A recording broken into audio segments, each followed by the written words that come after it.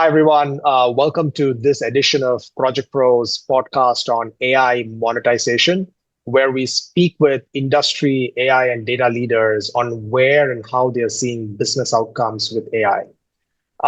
Today, we have with us Indrasis, who has over 17 years of experience in data science, analytics, ML, and AI. And he has spent a lot of his 17 years focusing on the strategy and vision, specifically for data products and how to kind of establish a data-driven culture inside companies so companies can get ready for AI. Indrasis is currently the Vice President of Data and AI at Niche, which is the largest college search platform, having over 140 million reviews and ratings, help students connect with the right colleges. Previously, Indrasis was the Senior Director of Data and Insights at DocuSign, where he focused on DocuSign's Customer 360 platform, data strategy, and capabilities. Before that, he was the Director of Big Data Engineering and Data Products at Hulu, where he was also the winner of the 2019 Snowflake Data Drivers Award, given to the Data Science Manager of the Year. And then before that, among his other experiences, Indrasis is also the Director of Product Management at Getty. Indrasis, thank you so much for taking time to do this. Welcome to the show. Yeah, thanks for having me and thanks for the kind introduction, Benny. Absolutely, and this is well deserved. The first thing I'm curious about is you've been doing data and ML way before it was cool. And even before your career kind of started focusing on the AI part of it, you spent a lot of time on getting the data ready and data products. I'm curious, what has fundamentally changed about that right now? We have always known data is important for the data science models. Now with Gen AI, what has fundamentally changed in that space? Yeah, I think the way if I think about this, there are two things, right? Mhm. One, I mean, is always been the most important thing. I mean, Yeah. data is the way, I mean, if you compare data is the new oil and whatever you build on top of data is your car, like data is the fuel. So it needs to be able to refine and process. So it's always been the case.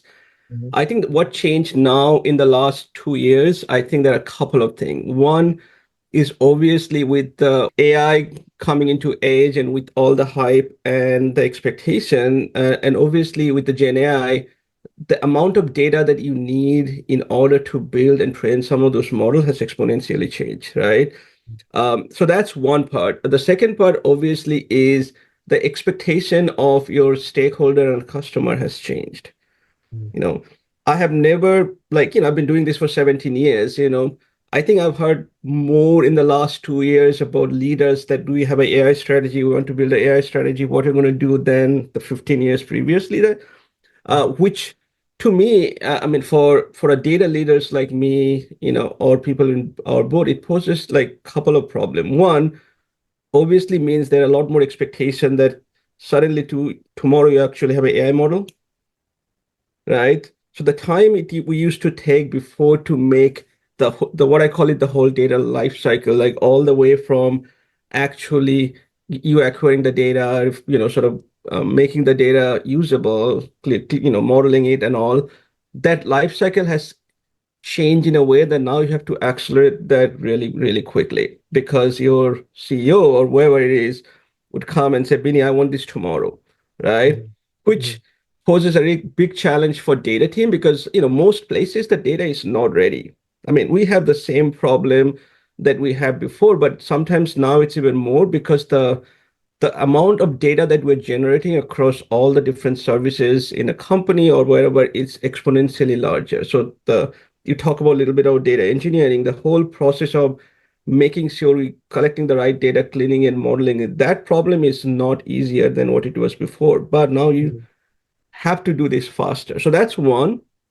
The second thing is, this, especially let me talk about generative AI. Like generative AI is extremely data hungry, right? Mhm. But at the same time, generative AI is also, when it comes to AI model, they tend to, the word we use hallucinate a lot more than before. So if your data is not proper, your data is not clean, Yeah. like your data is biased, you have all those sort of imperfection within the data, that would create, like, for example, for us, like, if you are in a college search company, and if your data is biased toward a certain demographic, you would Mhm.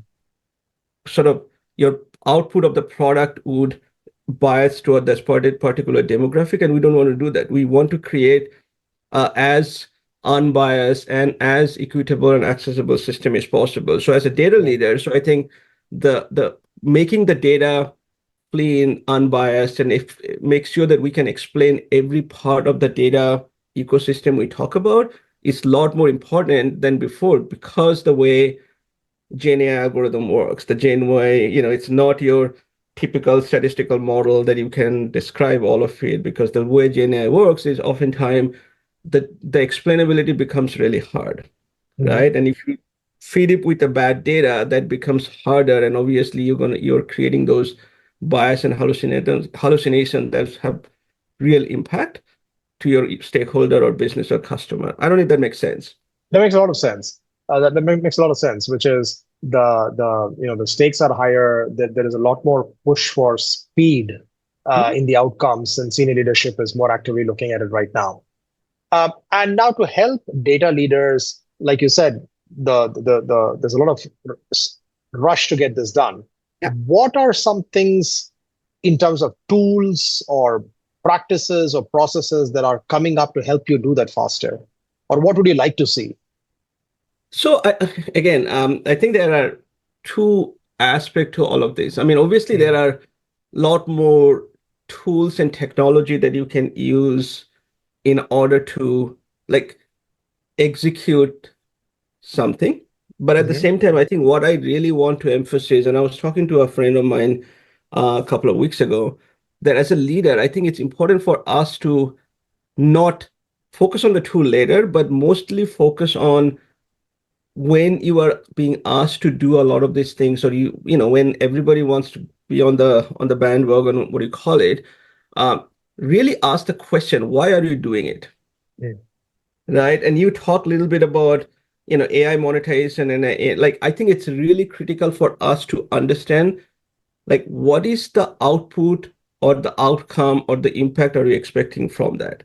And Yeah. once you do that, you may not have to be into this rat race that you have to do it, like you have to build the biggest model, or you have to train on the latest OpenAI model, because a lot of the times the actual need for the business is very, very different Mhm.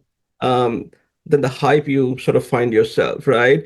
So it's really critical for us as a business leader to align with both, like, what if it is an internal use cases or outside use cases, like, what is the thing that we're trying to do and why are we trying to do, and how does it align to our product strategy, if it is part of product or business strategy. Once you do that, Yeah. I think that thing would have a natural um sort of break in Mhm. not break, but it's a Mhm. natural sort of definition on what you really need to build versus what you thought that your leadership are expecting you to build, Yeah. right?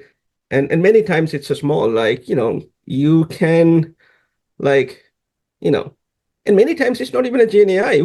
You can use your classical, GenAI is a very small part of, like, for people like us who have been doing this for a long time. I mean, your classical ML is still 90% of the use cases in the business that we use, both for customer and internal. GenAI is Yeah. just very small part. So oftentimes, like, it's the you can design the solution in the right way if you ask the right question to your Mhm. leadership and ask for, like, what is it? Why you want that? Don't come and tell me what's our GenAI strategy. What are you trying to do with it? Like, why Yeah. do we even need? Mhm. And then you realize that most of the time, like, I know we're going to talk a little bit about the customer 360, and someone would come and talk about, oh, I want to build a customer health and customer 360. And most of the customer 360, you don't need a GenAI, Yeah. just as an example, right? Mhm. Right. No, that makes a lot of sense, which is, you're basically saying problem solving 101, which is before you solve the problem, just ask, this is the right problem you're solving, before you go down the path. Yeah. And that's, to Mhm. me, it's a very data product mindset, because we talked about data product. Like, you don't build a product because, like, just because you thought about it, or like you build a product because you truly understand the customer pain points and value, and they based on that you create a product that actually either solve those pain points or create that value. Yeah. How you build that, what are you building, is almost immaterial. Like the way I said, how sausage is being made is no one cares about, as long as you get the sausage that tastes the way you want. Yeah. And it's so we have to, as a leader, have to always focus on the outcome and impact and not necessarily on the tools and technology in most cases. Yeah. That's very well said. And since you brought up the topic of data products and given your extensive experience on that, how do you define a data product? How is a data product different from a dashboard or a data science model with an endpoint? How do you define that? Yeah, so look, I think the way to think about the to me, data product is a construct. It's Hmm. not right. Its data point is a construct. It's way of approaching data capability where you are always thinking customer or stakeholder first, right? And what generally happens to a data team in general, right? If you and I tomorrow to start a data team in a company, because that's how most data team starts, right? A small team, skunk team, suddenly, and businesses are coming like, "Hey, Indy, can you build this dashboard for us, or can you do Mm. this?" And you did that one work, and Mm. obviously you've done a good work, and then suddenly other stakeholders started coming, and what happens with that is very quickly you become this team that are completely reactive. You're just what you do is you constantly fulfilling one of requests that are coming in, and before you know, you have like hundreds of dashboard floating around. You have hundreds Yeah. of pipelines floating around, and you are hiring, you know, more and more people just to manage it. So Yeah. what the way I think about data product is change the paradigm completely. Hmm. It's instead of just reacting everything, take the product management approach that has been around for a long time. If you're a like asking the why behind the what Mm. and saying, okay, Binny, what are you trying to do with it? Hmm. Right? What's the output? And then once you start having understanding of the stakeholders, like the pain points or the way it creates value or the real need, then what you can do is you can start to put together like what you need to build. And it may not be a 10 dashboards for 10 stakeholder, it might be one dashboard for 10 stakeholder, Hmm. right?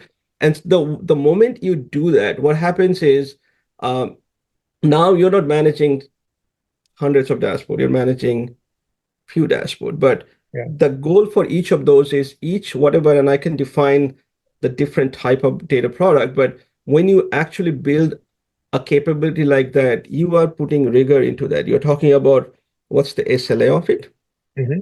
right? you know, you start to monitor like how many customers or stakeholder using it, how the Yeah. adoption look like, Yeah. right? What's the impact it's creating? So all the metrics that if you're a product manager that you're used to like thinking, they'll all apply here.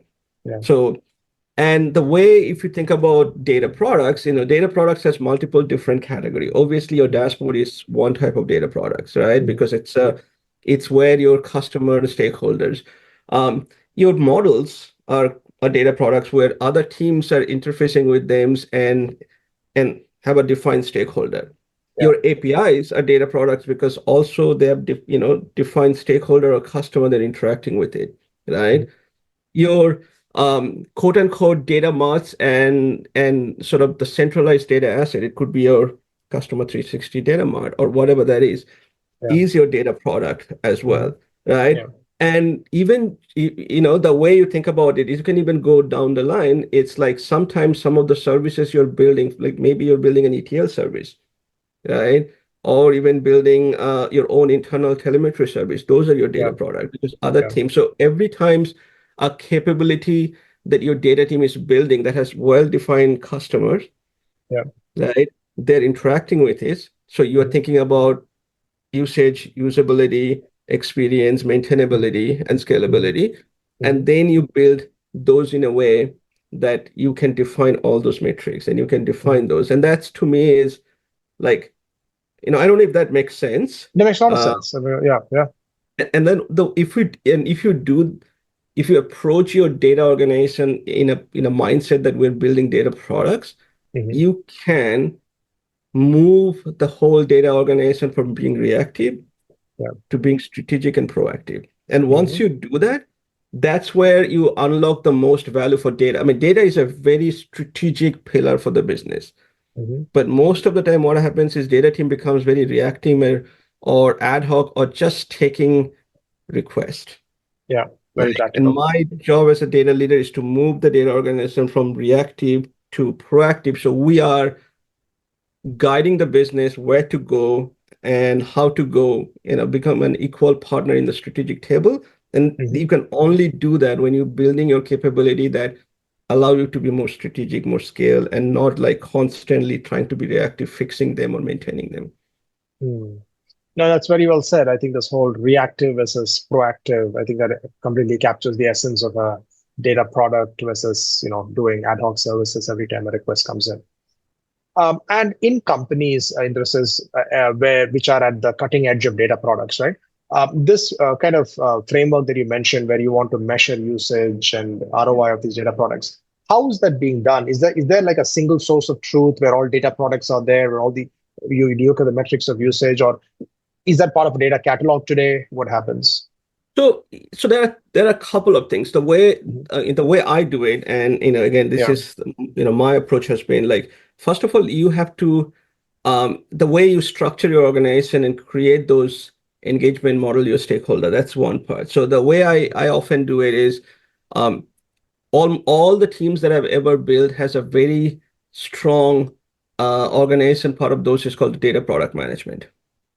So in my data organization, there is always data product manager. They are interfacing with the business constantly and acting their product manager hat and having those questions that I just talked about, asking like if you working with you and you come with that, India, build me a customer 360, like, okay, what are you going to do with it? Like, Yeah. let's understand your requirements. And Mhm. once you do that, right, and then once we are going through this, we have a very well-defined requirement. We understand the impact of it. Like every time we do work with stakeholder, we trying to understand the reach and impact of everything we're doing. And if it is an external facing product, the reach and impacts are very easy. And sometimes it's hard to say like it's hard to say is it going to be $5 million or $500 million.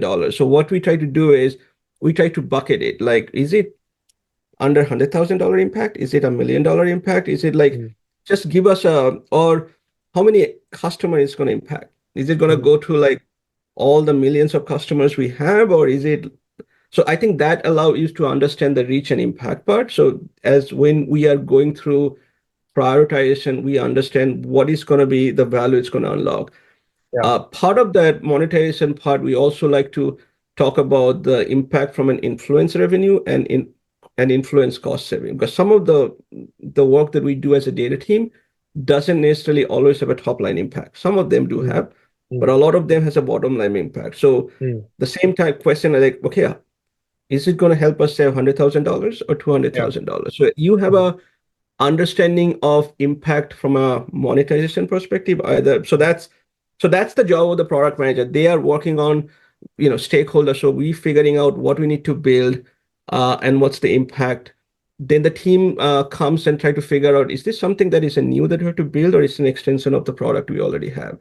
Yeah. Once we define all of this within my team, the way, I have a bi-weekly, I call it ops review, and sometime monthly, where each product manager and each leaders are actually, we are reviewing these key metrics that they own. And that goes from adoption, from engagement, from SLA means the quality, how many quality. We also monitor things like what's the split between our plan versus ad hoc work, Mhm. right?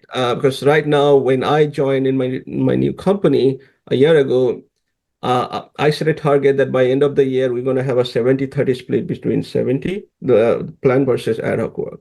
Because when I Mhm. started, it was other way around, right? Mhm. So we monitor all these metrics and in different leaders within the team, they own these different metrics. So we Yeah. are not only working with the stakeholder and sort of understanding the product, we're actually monitoring them internally like more like your operation metrics. So we know where we have to, if we see a dashboard, for example, that hasn't really got a lot of usage in and the question becomes, should we still need it? So product manager can effectively go and talk to the stakeholder and saying, there's one or two things. Either you don't need this anymore, Yeah. or maybe it's not providing value and we have to add something else. So let's have the Yeah. conversation. So, Mhm. Mhm. so, you know, hopefully that makes sense.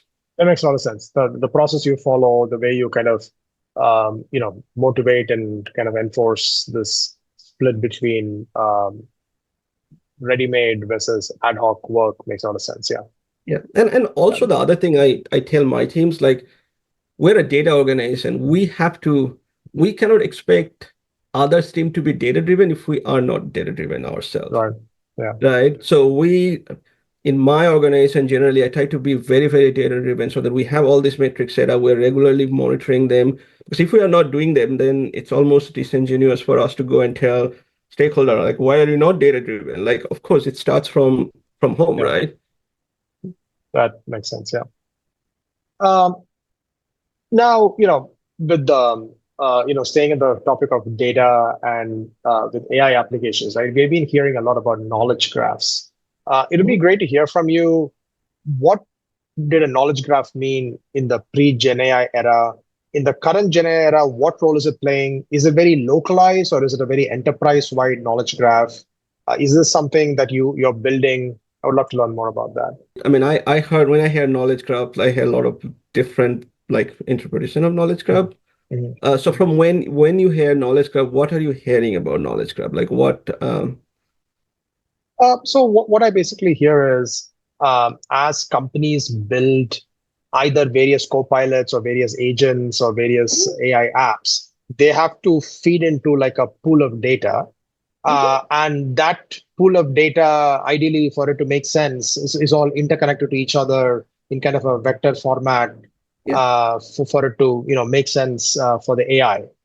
Uh, and that's what I hear about knowledge graphs. And then I've heard of knowledge graphs that are very specific to a department just to solve customer support problems. Or I've heard of knowledge graphs that are very enterprise wide. They'll connect everything from a customer to the invoice number to the entire life cycle of a customer. So that's kind of what I've Yeah, heard. Yeah. I think so. So to me, that's the thing, right? Knowledge graph. I Mhm. mean, there was a knowledge graph before all the AI stuff, right? We used to build some of those. I don't know whether you remember those the graph database that we used to use to understand the Yeah. integration between all the different customers. And I've done some of those work back in my Hmm. Hulu days where we're trying to Hmm. understand the viewing pattern of different customers. Yeah. Even back in my Getty days, we were trying to understand how the different people react to different celebrity pictures and all those Hmm. things, right? So that Hmm. was very much understanding like basically the relationship. You know, in the Gen AI era, right? What's starting to happen? And again, I am not using a lot of I personally don't use the knowledge curve as a term in my role because it's Yeah. confusing. Yeah. Um, so the way I think about this, like, there are two different part of this. Obviously, as a data team, we have to maintain a very strong, what do you call it, is a data catalog. That is part of your data and AI governance, Yeah. right? And that becomes a lot more critical with the AI just because all the things we talk about, right, at the beginning, because of the bias and also having a very clear catalog where you understand how the different data are not just in your data warehouse, but in a little bit higher terms that what's in your data warehouse, how the different data elements are related, or how different customer IDs or different IDs are related. I think that's the one part, right? The Mm. second part is what the world is moving is this the hybrid model between your typical Gen AI and what do you call it, the RAG models, Mm. Yeah. right? And because if you remember a couple of years ago when when ChatGPT suddenly became famous, like everybody wanted to use ChatGPT for doing their own company problem, but it's those are very general purpose model. They don't have any knowledge about your um, like any business. So we started talking about two things, like can we take this model and extend it to our own domain, Hmm. right? Which is Hmm. people take that and train it to your own data, and that's really cost, prohibitive, very expensive. But what has happened a lot more is this, the concept of vector database that has come up in the last 2 years. I mean, vector database is around for a long time. I mean, Yeah. if you're going in, searching something in Google Map, basically what it does at the underneath is like a vector database, right? It goes from, it has bigger tiles and then it takes you to the smaller and smaller tiles to where you want to go. So the vector database is around for a while, but in the last 2 years, the vector database in the concept of your RAG in Gen AI has become really important. And I think this is where some of the knowledge graph you're talking about really important, which is where to really understand if we are solving a problem within customer success for whatever company you work, like for us to be able to really understand all those customer problem and have those documentation in a place that are all like actionable documents that you can now vectorize and put in a vector database. And then if you build an AI agent on top of that, that can interact with the RAG and pull the right document and then send it to your Gen AI model, which could be your, OpenAI model, whatever, like, and then get the right human level context of the Yeah. data. So you're not, so you're and I think that is important. And so the way I explain to my leadership is, we talk a lot about not like a knowledge database or a Hmm. knowledge, people used to call knowledge system a long time ago, if you remember. Hmm. So there is Long so time. much confusion, but like, do we have the right set of documents that we have already defined it and refined it and selected it that can the data team can now we can vectorize, put it in our vector database, and that are very actionable for us to retrieve the question when being asked and then pass it to a Gen AI model for it to provide the human level readable context. That's going to be hard. Yeah. So that's kind of like, so that's why I ask you, what do you mean by, when you Yeah. say knowledge graph? Because again, the other things that I often worry about us in the AI community, we come up with like, there's always new terms or repurposed terms, and there's always confusion that we create. So yeah, I mean, like Makes that's sense. my approach. Yeah. Like, Makes how can you make sense. it less confusing to our leaders? Yeah. Yeah. So it's a term that's been around for a while in different shapes and forms. Yeah. But today, your primary focus on governance is really a data catalog to kind of organize data to the business, map it to the business concepts. So data catalog is one, right? I think there's two Hmm. things. The one is the data Yeah. catalog, and then Hmm. which is, it's a data and AI catalog both. So so do you actually have a true understanding of all the data, is how they relate, and you have the lineage and all of it. And the Hmm. second part is as you build some of this knowledge database, which is nothing, as you call like the all the vector database, like how do we making sure as you're building some of those, do we really have a good understanding of what document we're actually vectorizing and or feeding to that knowledge database to make Right. sure when Hmm. you're asking your AI agent to retrieve something and like context, like put the human context, like you're actually, I mean, like that's the part where you're talking about at the beginning, like the one way you can reduce, the hallucination that Gen AI model tends to do a lot is to make sure that like you are actually feeding what you want the Gen AI to contextualize. And that's where the RAG is really important because like Gen AI goes through its own chain of thoughts and it picks one sort of avenue and just goes on. And that avenue could be very, very wrong. But if you Hmm. tell like, here is my data, just and the way you do that is using RAG. And so if you have a knowledge database that you're building for all of your documentation or data, for Hmm. retrieval, make sure Hmm. that you have governance around it, that those are the right document to be vectorized. And because if you send something wrong, obviously when you retrieve, you might get something wrong, and then you send it to Gen AI, and then obviously you get a very, very nonsense output. Yeah. Yeah. Makes sense. Right? And slightly switching gears in the sense, you've had a lot of experience building a CDP, customer 360 kind of Mhm. platform.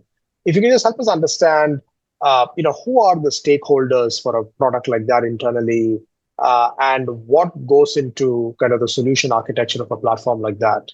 That'll be very helpful. Yeah, and I think, look, the customer 360, the one, my personal experience is customer 360 is again a very misunderstood term. Mm, And oftentimes, and before AI was cool, CDP was really like everybody was talking about CDP, and mm, you go to a conference and everybody's trying to sell you a CDP system. You put whatever data you have, and it's gonna make it like a complete view of the customer, right? mm, So one of the things that Customer 360 suffered in the last few years is because there was a lot of shiny object and hype around it, yeah, right? So my approach to Customer 360 has always been simple. I generally, one, don't like to call it Customer 360. I like to call it a single view of the customer yeah, because that's one, because you don't need to a 360 view. You can have a single view of the customer with a 90-degree view, right? yeah, Um, so that's one. And from a stakeholder perspective, in my opinion, a true customer 360 or CDP in general, there should be more than one stakeholder, right? So mm, because a customer 360 or single view of the customer is you are trying to get insights of a customer throughout the life cycle of the customer journey, all yeah, the way, how you generate demand and awareness, which is the marketing problem, right? To how you customer using your product and service, which is your product problem, yeah, right? To how you're driving your customer expansions and revenue expansions and upsell, cross sell. That's a yeah, sale and the customer success problem, right? yeah, mm, And a true customer 360 is generally encompassing all the stakeholders. So when I built mine last at DocuSign, we started with the growth team and the product team, and we started with a very small problem around how can we improve, um, like can we understand how our customers are using different features, what's the propensity for them to use a certain feature if they're using a feature already or a different product, and can we build a campaign management system that is a lot more performant because now I could target customer based on propensity, mm, right?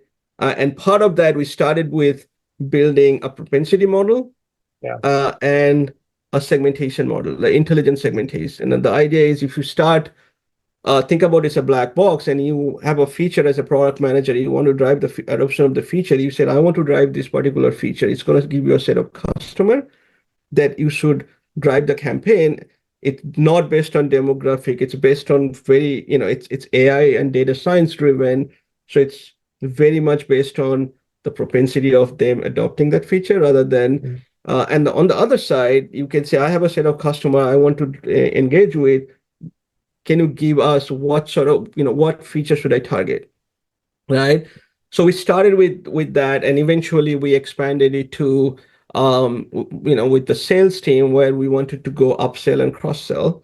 mm, Like we eventually ended up building what you call it like a customer health, which is mm, basically your true customer 360 insights, where I yeah, could, as a customer rep or a field agent or a customer support, I could just open up my whatever if you're working in Salesforce, wherever is your CRM system, it just gives you, indeed, these are the 5 customer you should be talking to today. And these are the things you should be talking about, mm, right? mm, Customer A is low on adoption, they probably needs some adoption training. Somebody is not, they're coming up renewal, they're not using, so we should go there. Maybe there are churn risk. Some yeah, customers, they're using it. You should talk to them either upsell or cross sell, right? mm, And that's where and when we build that, so the stakeholder was again the mm, marketing team for campaign, mm, the product team for in product notifications that we were building or in product sort of messaging, and the self service customer success for adoption and customer relation, and then we had our sales team doing it for upsell, cross sell. So, so that to me is like, if you truly want to build a customer 360, you probably will have to have more than one stakeholder for it to be actual, really impactful and the right need. from an architecture perspective, I think I'm just going to do say a couple of things. One is your the most important thing about Customer 360 is data. Are we collecting the data from all the surfaces? And I've seen this in many places. And again, some of the vendors I've talked to, like, just doesn't matter. I mean, our system would have AI and figure, no, if you don't have the right identification in the different system that you are interfacing, there is no way Yeah. you can build customer. So Customer 360 starts with, are we capturing the right data? And that's a very company to company problem because every company's data is different, right? In DocuSign, we had a problem because we used to anonymize all our data because we were very security concerned because the business we are in. So we would anonymize everything, like your customer ID and UID, so nobody have access to the customer data or customer ID. But sometimes we figure out because we were anonymizing the same ID differently in two different places. So there's no way you could join them, right? So you have to make sure that as a data leader, like, do we collecting the right data? Do we have the right architecture in terms of both the data model upstream and the data model that coming into your data warehouse? So that's one. The second part of the architecture is you have to build some of these shared services, not locked into a third party product. I'll give you an example, right? Because when you have a customer 360, most likely the different stakeholder are interacting with in a different tools that they're already using. Maybe a sales team is doing it in Salesforce. Maybe your customer success team is doing it in Gainsight or something like that. Um, Oftentimes, what happens is if you are um, building, say, a propensity model or building a segmentation model, like, don't build them within a third party solution because you need to build them in a centralized way so that every different interfaces that you have that people are interact, they can use the same exact services, build the same segmentation model, and if and then your internal team can actually analyze the impact of the, like, if you are a marketing team and if you're building a campaign in your campaign management system and you did an A/B testing of that campaign and you said certain thing to a certain segment and all, that segment information needs to be in present in your data warehouse so that your data science team or analytics team can now analyze the performance of it. Or if that is successful, maybe the product team can use the same segmentation to push the notification of the same features in the product, right? So one thing I've seen that oftentimes data teams, like, even with all the architecture, we talk about upstream data and all, like, tend to build some of these services because a lot of this cost, like third party services come with saying that, oh, we have a intelligent segmentation model, you can just use ours. So making sure your shared services are built centrally and then pushed into the different third party system rather than build it in a third party, because if you do that, then it's going to be really hard for you to get the single view everywhere. Makes sense. And when you build a CDP or a customer 360 platform, at what stage of a company does a customer 360 kind of a platform make sense? Like, is there a cutoff? How do you think about Mm, that?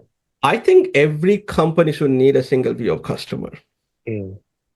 right? I talk Mhm. about, I mean, and I think this is where we as a data leader have to choose our word carefully. Like, oftentimes when you talk about CDP, because the way it's been, it has a bad sort of association, like, oh, you really have to be very big to actually have a CDP. Or the same thing is MDM, master data management. Master data management is nothing but building a single source of truth and maintaining it.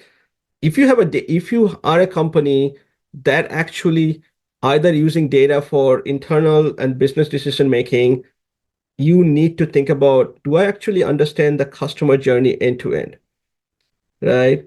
And in order to understand customer journey end to end, you need to have a single view of the customer. So the size really doesn't come in the picture, right? If you're a SaaS company, you should think about, like, the SaaS companies or the SaaS business are one of the very few business where you have end-to-end visibility, or you should have end-to-end visibility to the business because everybody's interacting with your platform, right? As a SaaS, right? Which means you all driving awareness to product usage to, like, you have touch points of all this different data within the SaaS business. So it doesn't matter whether you have 10,000 customers or whatever, like it's you need to have an understanding. And if you're a smaller company, the solution would be very, very simple.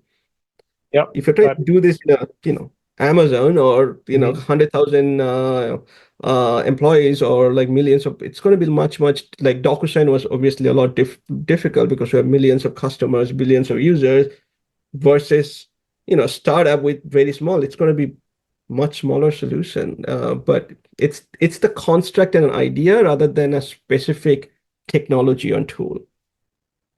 That's very well articulated. And as a data and AI leader in this, is what kind of keeps you up? Like, what are your biggest problems or challenges, would you say? Yeah, I think there are two right now. There are two, and we talked about this. One is how do we navigate the hype and the shiny object syndrome, which Yeah. you have to constantly interact with your business leaders and all, like to make sure that because of there is so much hype right now that we are focusing on solving the right problem, we're asking the right questions, and we are not Mm, getting dragged into something because again, as a data leader, my number one thing is to drive impact and ROI to the business. And I can't really do that if I get like, and I have a limited finite resourcing to do this. And if I put my resourcing into something that doesn't really make sense. So I was in a conference a few months ago and we talked to a bunch of people, like more than 90, a staggering 90 to 95% use cases that people have been doing, companies in the last 2 years on GenAI and still in POC, right? So I mean, as a data wow. scientist, we have to go from experimentation, but it has to go from experimentation to impact, Yeah. right? Mhm. And I am very practical in that sense. Like I need to make sure before I put my eggs in a basket, we know what is this. Like, is it the right basket to put the eggs on? And again, because so I think the navigating the hype and the shiny object is one thing. The second Mhm. thing is on the other side is the keep me update is the all the regulation that are coming out on the AI, Mhm. right? Be compliant. Yeah. Because it's the if we follow like and I'm a big believer of some of the regulations that are coming up. I mean data, like think about when CCPA came on all GDPR, like there are all these AI regulations are coming up, and if I'm not careful about those, if I'm not thinking about the future, there might be a future it's going to be very like we might be in a problem because we're using data or AI in a well that's probably go like doesn't follow the regulations. So both how can we think about those AI regulations from now on? And we talk about AI observability and AI governance and all. So I'm a big sort of thinker of those from day one. Like, how do you ensure, like, for example, do we have a good idea of how do you measure bias in our data? Are we versioning all of our models?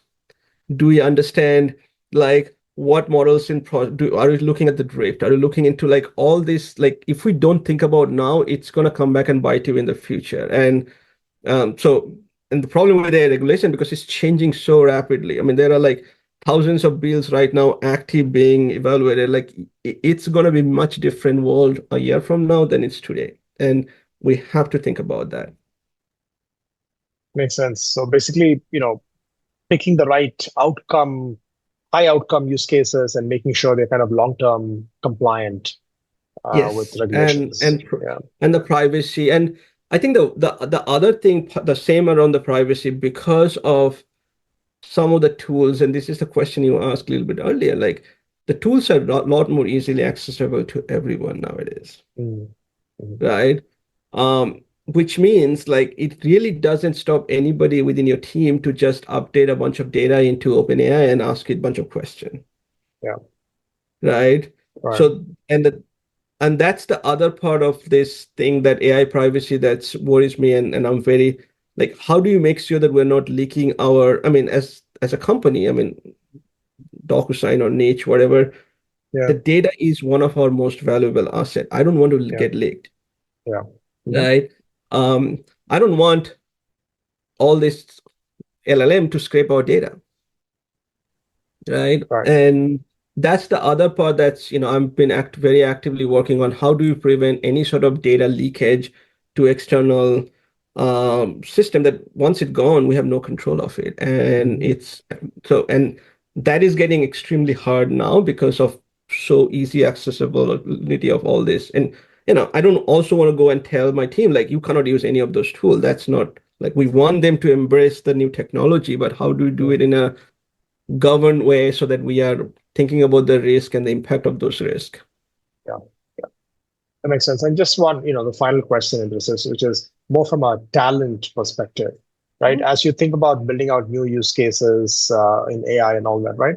How do you think about team, talent, competencies, skilling? How do you? Yeah, I mean, for me, it depends what kind of team I'm building, right? So, for Mm, example, if I'm building an analytics team, I want that analytics teams to be very, very, all the analysts to be extremely curious and like very detailed around, um, like, not just have the curiosity around like if the data looks right, but have so much detail to go and really dig deeper, mm, right? And then align that with the business outcome. Because as an analytics team, I think it's really important for you to understand because we as a business, and this is something I was to tell back in my DocuSign days, that there's no one in the business should know more than us. How can we explain the business with the data? mhm, At the same time, how can we explain the data with the business? mm, Which is similar but too different. Like mhm, a lot of the time, you can explain the business with the data, right? Oh, we have mhm, this, these are all our KPI. But can you look into the data and now just explain the data from the business perspective? And as an mhm, analyst, you have to have those. So I think that's mhm, really key, depending on, and which means you have all the business. If you're a product analyst, you have strong product sense. You're a marketing analyst, you have marketing sense. Like having those really critical. When I'm building a data science or ML team, I want them to actually very, very strong in the foundational understanding of stats and math, yeah. right? Because if you really think about what data science and ML is, it's not how to use different tools and different it's how to understand the statistical model. It's all about maths and stats, Yeah. and how do you marry those, because if I'm talking to you and you can't really explain to me how a principal component works Mhm, underneath, mhm, then I think that you don't have a strong enough foundation to even become to be a data scientist. So having strong foundation is very, very critical, and then having this mindset of the experimentation. I mean, data science is nothing but using similar scientific principle to the data. So you have to have that same natural curiosity about, hypotheses and testing those hypotheses, right? Um, product management, data product management has to have a strong strategic mindsets and stakeholder management and think about the customer value and have the understanding of the data. So mhm, as I build teams, depending on what functions, so there are some competency that I have defined, and I mhm, want to make sure that those competencies and those are both technical competencies and behavioral competencies and, like your aptitude and attitude, right? Um, and building those, having those right component for each of these team is really yeah. critical, right? And Yeah. what I don't really believe, like, and it has happened in the last many years, is like everybody call themselves a data scientist, Mhm, right? And we have, again, sort of, there is nothing wrong for you to be a principal analyst or, and not everybody needs to be and data scientist is not a path for analysts to, like, it's not a different or a higher path. It's the same. They both have the same path. It's just a different competencies, right? yeah. Mhm, And having those competency defined and focusing on those and getting the right people for the right role that fits those competencies is really critical. Makes sense. That's very well said. Um, on that, Indrasis, thank you so much for taking time to do this. It's been fantastic. Really appreciate you doing this. No, thank you so much, Benny. Thanks for having me, and it's been a very, very fun conversation.